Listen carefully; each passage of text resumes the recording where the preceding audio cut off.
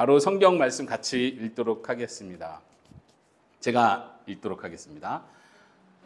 주 예수께서 잡히시던 밤에 떡을 가지사 축사하시고 떼어 이르시되 이것은 너희를 위하는 내 몸이니 이것을 행하여 나를 기념하라 하시고 식후에 또한 그와 같이 잔을 가지고 이르시되 이 잔은 내 피로 세운 새 언약이니 이것을 행하여 마실 때마다 나를 기념하라 하셨으니 너희가 이 떡을 먹으며 이 잔을 마실 때마다 주의 죽으심을 그가 오실 때까지 전하는 것이라. 아멘. 네, 오늘 말씀은 고린도전서 11장 23절에서 26절 말씀인데요. 아마 이 말씀은 좀 많이 익숙하신 분들도 있고 좀 낯설은 분도 있을 텐데 흔히 교회에서 성찬식 하기 전에 항상 읽는 성경 말씀입니다. 여기서 보는 것처럼 예수님께서 십자가에 못 박혀 죽으시기 전 그 전날 밤 잡히시던 그 밤에 제자들과 만찬 자리를 갔습니다.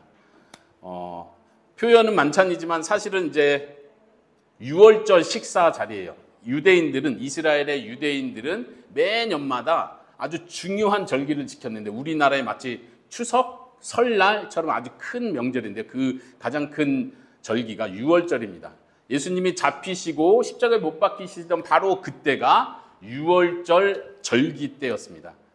예수님께서 그때 이제 유월절 절기로서 항상 본래 유대인 사람들이 식사 자리를 저녁에 갔는데 그때 제자들과 같이 식사 자리를 가지신 겁니다.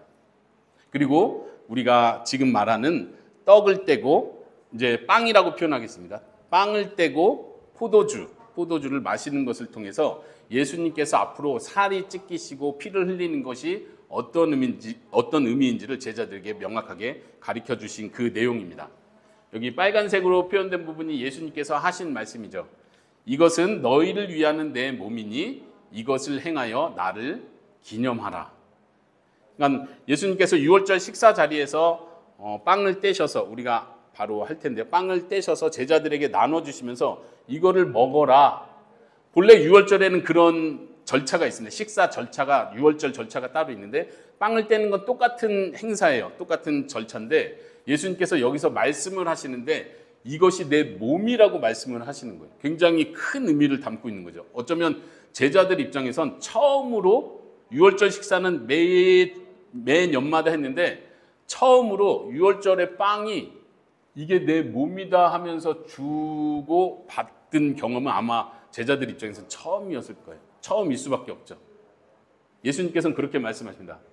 빵을 떼면서 이것은 내 몸이니 이것을 먹어라. 그리고 명령하시기를 이것을 행해라. 그러니까 매번마다 모일 때마다 행하라고 명령하신 것입니다. 왜요? 나를 기념하기 위해서. 좀 정확하게 번역을 하면 헬라어에서 한국어로 정확하게 번역을 할 것 같으면 이렇게 표현할 수 있어요. 이것을 행하라. 이게 명령어가 행하라는 데 명령어가 있어요. 그리고 나를 기념하기 위해서, 나를 생각하기 위해서 이것을 행하라. 이렇게 말씀하시는 거예요. 두 번째 나오는 말씀도 원어적으로는 똑같습니다. 예수님께서 포도주 잔을 가지시고 제자들에게 주시면서 말씀하시기를 이 잔은 내 피로 세운 새로운 언약이다. 이것도 제자들에게 아주 충격적인 표현이죠. 왜냐하면 포도주는 그냥 포도주로 음식 먹을 때 하는 음료일 뿐이었는데 예수님은 이것이 새 언약을 세우는 순간이다라고 말씀하시면서 똑같이 명령하십니다. 이것을 행하라. 명령입니다. 그리고 나를 생각하기 위해서, 나를 기념하기 위해서 이것을 행하라고 명령하십니다. 그래서 우리 우돈타니에 세워지는 이 개혁교회에서는요, 어떤 사람은 생각하기에 너무 번거롭다라고 생각할지 모르지만 저희는 매주마다 성찬식을 할 예정입니다. 왜냐하면 성찬식은 예수님께서 교회에게 직접 명령하신 아주 중요한 예배의 내용이기 때문에 그렇습니다. 우리는 예배 때마다 다른 것을 예배하고 다른 것을 노래하고 다른 것을 묵상하는 것이 아니라 예수님을 생각하고 예수님께서 십자가에 죽으신 이유와 예수님이 십자가에 죽으심으로 나에게 어떤 혜택이, 은혜가 주어졌는지를 매 주마다, 매 예배 때마다 생각해야 하기 때문입니다. 그렇기 때문에 우리는 매 주마다 성찬식을 거행하도록 하겠습니다. 사실 저도 한국에서 목회를 하고 사역을 하면서 아쉬웠던 점이 그런 거거든요. 저는 이제 외국 형제 자매들하고 같이 여러 동남아권에서 온 여러 형제 자매들과 같이 교회를 시작해서 같이 예배드리고, 물론 이제 한국이니까 한국말로 예배를 드렸죠. 이제 한국말을 잘 알아듣는 외국인도 있었고, 다문화 가정들, 또 한국어가 잘 안 돼서 이렇게 통역을 필요로 하는 사람들도 있었지만, 여러 나라에서 온 사람들이 함께 예배드리면서 하나님을 찬양하는 것이 너무나 기뻤습니다. 그런데도 그때는 매주 성찬을 하진 못했어요. 가능하면 좀 자주 하려고 했지만 아직 믿음이 없는 사람들이 더 많은 터였기 때문에 그렇게 하지는 못했던 것 같습니다. 그래서 여기 태국이지만 비록 머나먼 땅에서 우리가 예배를 드리고 있지만, 특별히 저희 가족과 또 형제님도 세례를 받으셨으니까 세례 받은 사람으로서 우리 모일 때마다 예수님을 더 깊이 생생하게 묵상하고 그 은혜를 받아들이자는 의미에서 매주마다 성찬식을 하도록 하겠습니다. 그래서 오늘은 특별히 다른 설교를 하지 않고 성찬식에 대한 설교만 하고 바로 이어서 성찬식을 거행하도록 하겠습니다.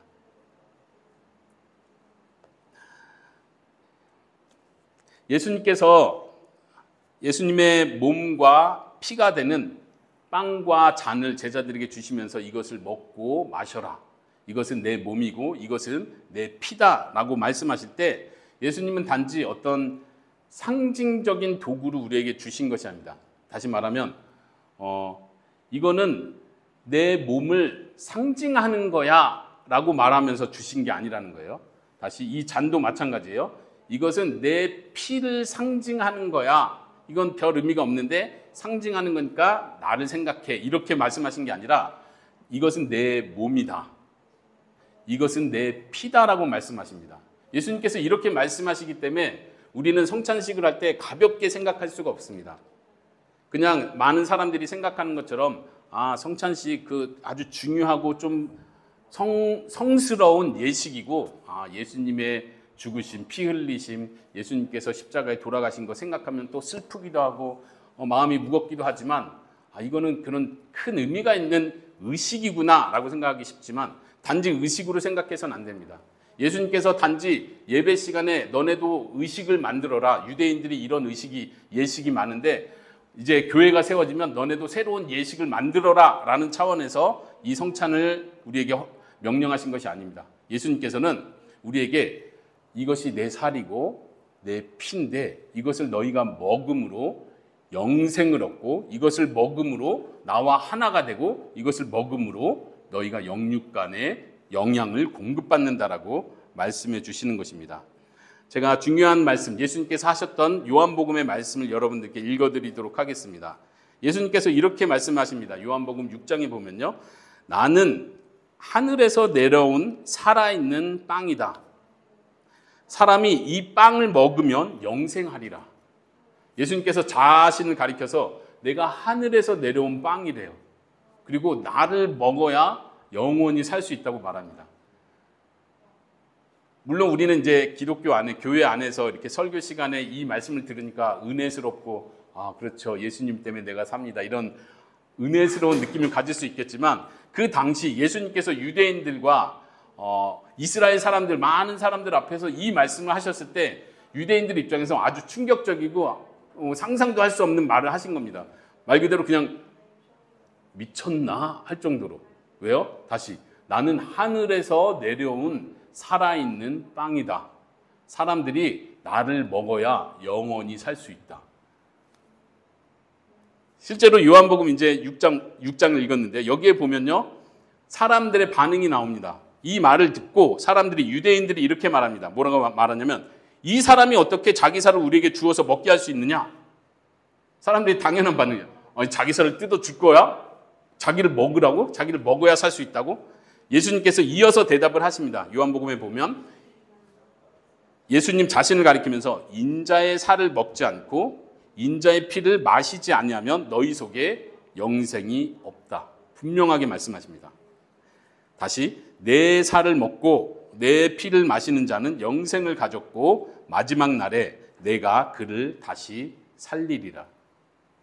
이것은 꼭 예수님께서 성찬식, 이 예식을 가리키기 위해서 하신 표현은 아닙니다. 그러나 우리가 예수님을 생각할 때 예수님을 살아있는 떡으로 믿고 받아들이고 그분을 먹습니다. 어떻게 먹습니까? 물론 예수님의 살을 뜯어 먹는 게 아닙니다. 예수님의 피가 지금 있지도 않습니다. 로마 카톨릭 같은 경우는 여기에 있는 떡, 만들어진 떡이 이 예배 시간에 기도를 통해서 실제 예수님의 살로 바뀐다고 믿습니다. 로마 카톨릭은요.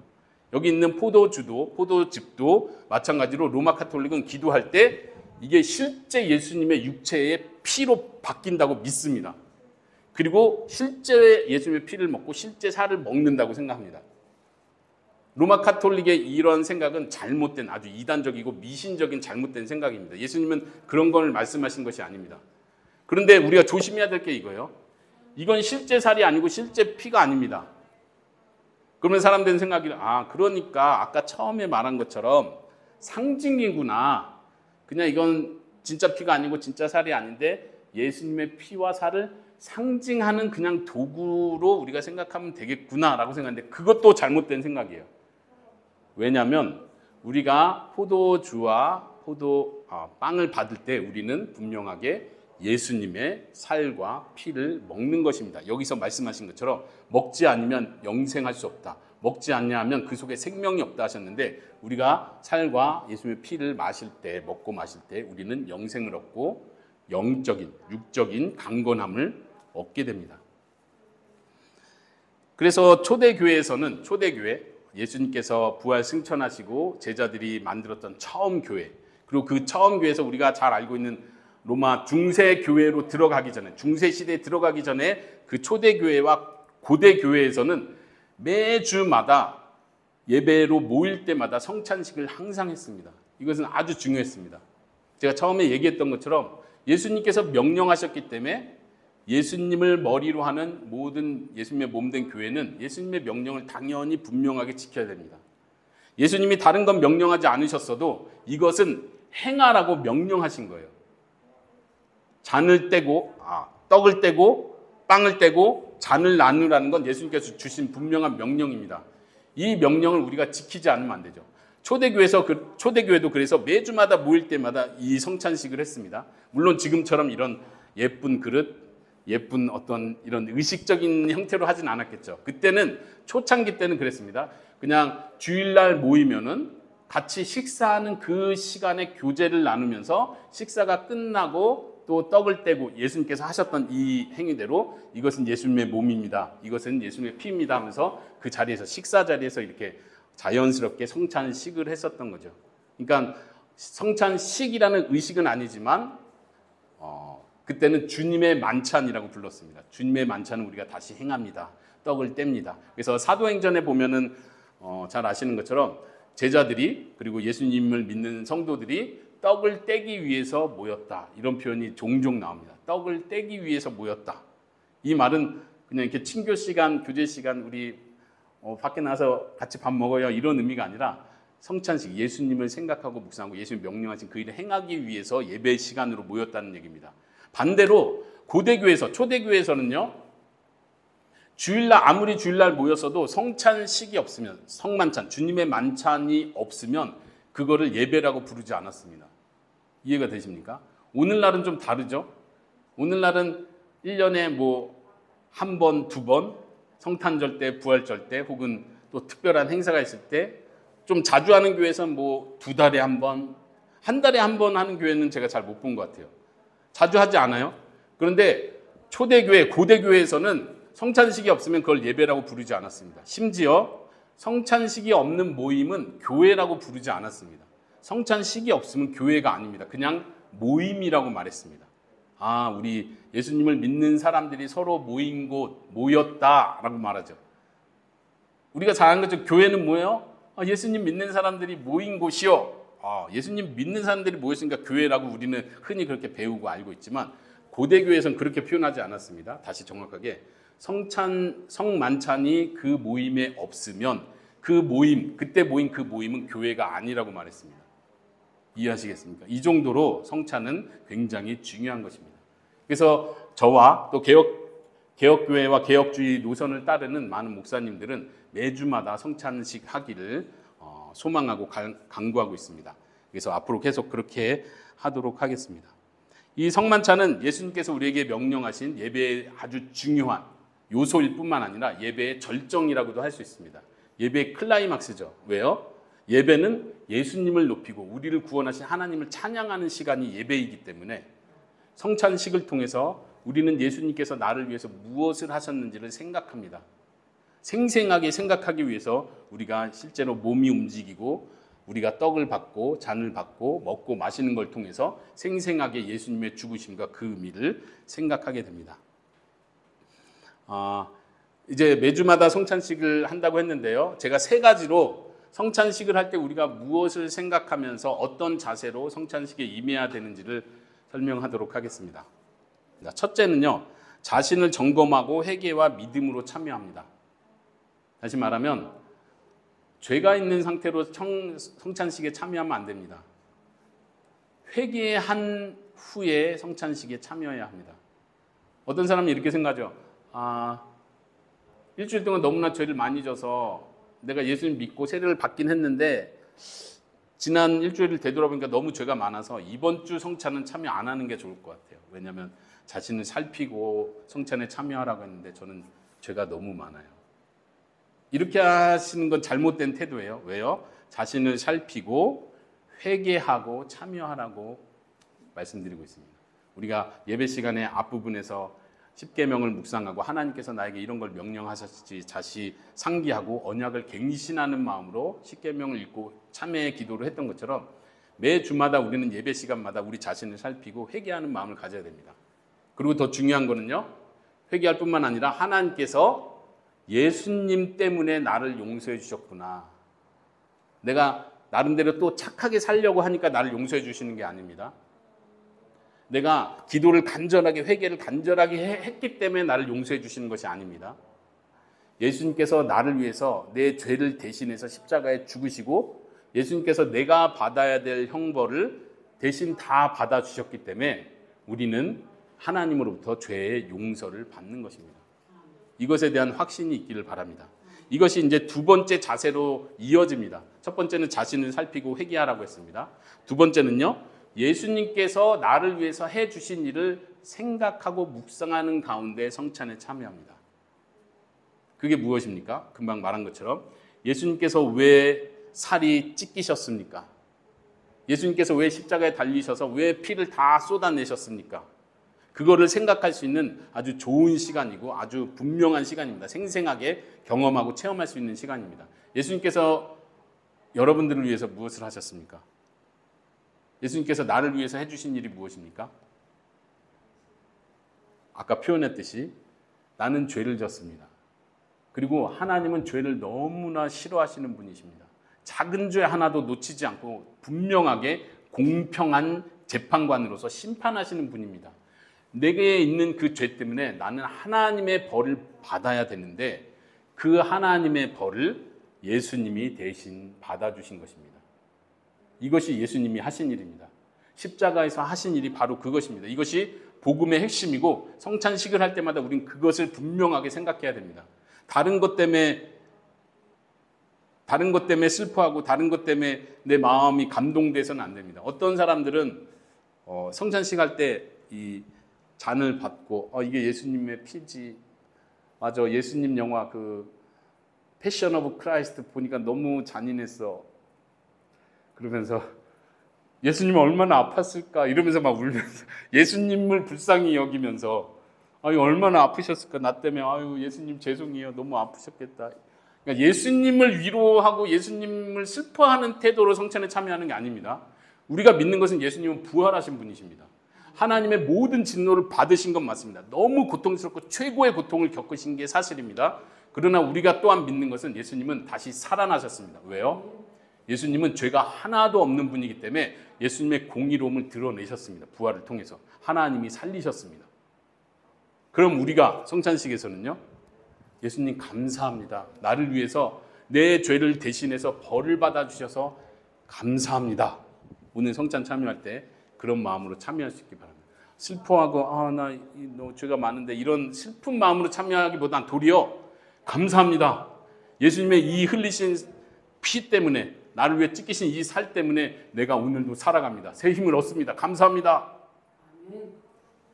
성찬식은 슬픈 시간이 아니라, 성찬식은 장례식이 아니라 도리어 부활을 기뻐하는 시간이에요. 내가 예수님 때문에 나도 다시 살았다. 아까 우리가 하나님의 사제의 선언 확신에서 로마서 8장에서 들었던 것처럼 그 어떤 것도 하나님의 사랑에서 나를 끊을 수 없다. 나를 하나님의 사랑에서 끊을 수 있는 것이 아무것도 없다.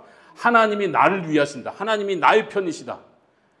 나를 사랑하셔서 예수님을 보내셨고, 내가 정말 잘한 거 아무것도 없는데, 내가 하나님 앞에 보여드릴 것, 하나님께 드릴 게 아무것도 없는데도 내 죄를 위해서 예수님을 보내주시고 나의 편이 되어주시고 나를 용서해 주셨다.